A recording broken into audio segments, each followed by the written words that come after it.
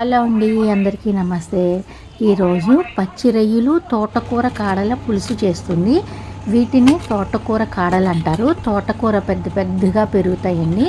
వాటి కాడలతోని కర్రీస్ వండుకుంటే చాలా బాగుంటుంది. ఇలా కట్ చేసి పెట్టుకోవాలి. వీటిని బొంగ రొయ్యలు అంటారు. ఈ పచ్చి రొయ్యల్ని తల పెద్దగా ఉంటుందన్నమాట ఈ రొయ్యలకి.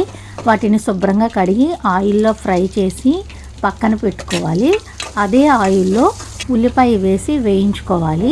తర్వాత టమాటా, పచ్చిమిర్చి కూడా వేసి కొద్దిగా సాల్ట్ వేసి బాగా మగ్గించుకోవాలి.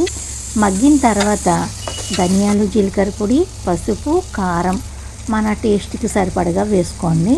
వేసుకుని ఒక 2 నిమిషాలు వేయించి కొద్దిగా వాటర్ పోసి మళ్ళీ ఇందులో మనం తోటకూర కాడలు ఉన్నాయి కదా, కట్ చేసిన కాడలు వేసి ఉడికించి పెట్టుకోవాలి. తోటకూర కాడలు ఉడకాలన్నమాట.